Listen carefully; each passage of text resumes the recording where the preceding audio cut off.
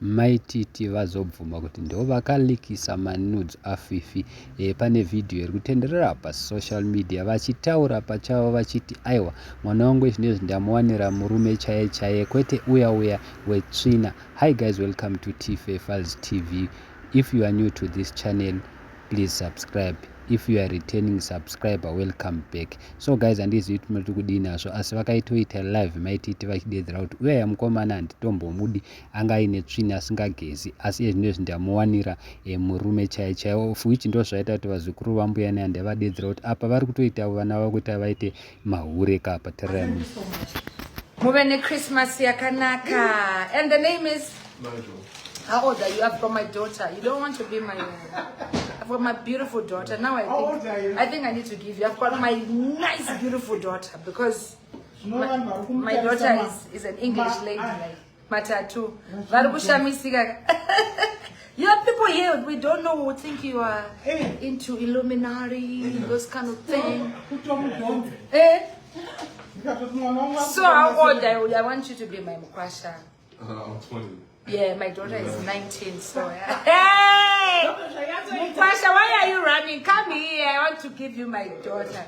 You just paid 20,000 for marrying her. Asmaila, all right, Mama. All the best. Enjoy your Christmas.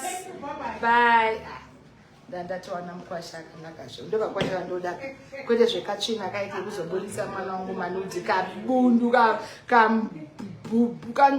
anonzi shiti kakadane mwana wangu aidane kamukomana ka ndakazokaona kakokoti kane musoro unenge jongwe kamo ndakati wanga wadei kuzama nava zvimwe zvavanotiitira kamukomana kacho kakambuditsira manudzi kuti ndaiti kashinu kudai akabuditsirwa kana neuyu andinoti Mukwasha uyu ndaingochitora imukwasha wamona kunaka kwakairi unozodei Mukwasha kadai munzwa kutaura kwake manzwa ira kuti ndobva ndanzwa madhausani kuti kamukwasha marabishi kandakanga ndapiwa nemwana mwana wangu ngaanaki kunyangwa netsvina dzina mudemungu mamaka unoziva ndakamutarisa kukoti ndakandomupanira pasi kakafera kakapera ndakatiwangaukaoneka ndaida ukariwa pamusi kakapera wakambona kamukomana kakapayaya kari kungofamba karinge mhepo ikauya kanoenda nemhepo kuti kanonzi vabereki vacho ndo vanga vane mari saka hanzi kaimboya katora mwana wangu iwo mazuva andichinike kaitora mwana wangu nebhenzi kandriva mazimoto ekupenga kachidii but akanaka kakasina kadhati unoziva unodo mukwasha ari that like something wekuti ukaona kuti mukwasha wangu asvika kwete kabeba vabereki vacho vaiuya kukoti ndakazoti arega ndisiyani nazvo mazava ndakuita zvekunamba unoswera uchimwendesana kukoti kuita sei ndakangoti kacharangwa naMwari kangorohwa kana nemheni kafe because unoziva kuti ndakakatesa ndikati nei waizviitirei ukarambwa ndozvaunoita revenge yacho yokubudisa ndimaisenderana saka what is the problem saka isusu tosendawo wako here Jerusalema rese rioneka mpiyumpiyumu kako naimukwasha ndakatodaroka naimukwasha tioneka kapiyumpiyumu kenyika yose sezvo makasenda vanava but ukaona mukwasha urikuona mama nechiti mirai mukwasha wangu ari kusvika da mukwasha ndamuda mai vanofanira wambotora madetails vanofanira kugara vachionekwa mwana wo ndamufarira ndotype yandoda pavana vangu manzwa kana accent mari unonzwa ichinhuhwirira munhu akamira munhu kunhuhwa mari kudai ndanzwa mari ichinhuhwa pamwana uyu ndokutaurirazvo naiwana kona kana mai vacho unokuna mazimari abuda mupetsuku ndo vanhu vandoda so ndinonzwa kuti yes vanhu vangu vasvika kuorera nemapounds mari yanhuhwa unokunzwa masharo nangu asi zvekunhuhwa kwemari uri mwana mudiki pamari tipanyari mari yanhuhwa pamwana uyu Mukwasha tarisa kuti vari kudhireva mota yakaita sei kunhuhwa shopi yese yasara ichinhuhwa amwe kunhuhwirwa kuita shopi darudzoka unofanira kutora nhamba yavo ndoda kuramba achitaura nemukwasha wangu ndoda kuti musi waanodzoka achitenga mafuta ka Felicia anofanirwa kuva akagara pasofero akangogara ipapo wakamira akaita saJesu wakamirira kurovererwa pamuchinjikwa ndomwa kuti gara Yes.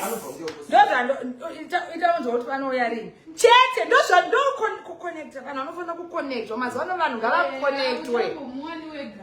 Vanhu vanoconnectwa. Ndamuwana mkwasha wangu chaiwa ndo mkwasha wandoda. Mkwasha wangu. Enda hakuna nozvoda kumutreata nditori skin yake iglow. Zvokuzoti mkwasha wangu abude mapundu mwana wangu haada mapundu. Zvokuti amarwe nemapundu mushayezo. But ndamufara accent ndanzwa kumerera savo. Mambonzwa chinhu here imi chiitai muendewo imi maona zvokuswera muno muti matenga mafuta chisimukai baba makutonakidzwa kai baba chisimukai muinde mazorora naiwe Sharon mutengero mvura ndatsva pinangoona mukwasha uyu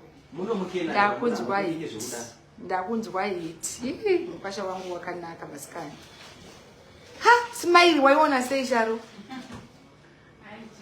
unenge wakudzwa mukwasha wangu. I'm sure mazvinzwira zvataurwa namai Titi asi vazukuru vambuya nenda vataurawo zvakawanda zvakasiyana-siyana. Vanhu vari kudedzera kuti munhu ane mari kana kuti ane mari zvine basa rei. Izvo vakutoita izvo vakuda kutoitisa vana vavo kuti vaite chihure because vada kuti vana vakete munhu ane mari.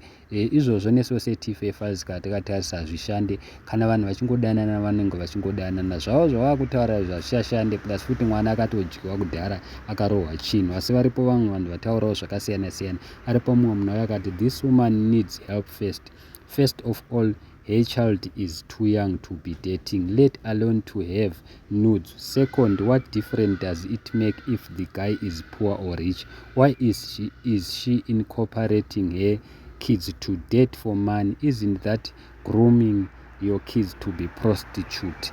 Andizi guys munoti kudinazo. Aripo mumwe munhu auya akati iye but kakatolaza musaladi kamunhu kauri kureva ikaka kuti kakaine tsvina. Mumwe munhu akati I don't think kuti mai ava vari normal for now. Mumwe munhu akati the boy she is praising he will soon show her flames because pavidhiyo yacho maititi pane mukomana akauya akabva kunze kwenyika if I'm not mistaken avari kuti ndiye arida kuti awane mwana wavo maititi. Saka ndimuri kungoona kuti nyaya yachona kwairi kubva nekwairi kuenda vari kutodedzera kuti ndiye ari right for my daughter of which you will never know. Iye uyaya vakaramba wacho pamwe ndiye anga ritori bhopa plus futi anogona kunge anga ari one anga tone rudo.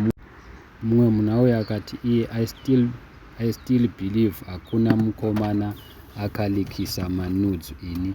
Nyaya iri pakuti ndimaititi takambozvitaura zvekuti mukomana this that idrama maititi vanoda attention too much. Tarisai muone nezvavakutaura this is called shaking for attention. Handiti guys munoti kudi but vakudzidzisa vana kuita chihure kuti vade vanhu vane mari.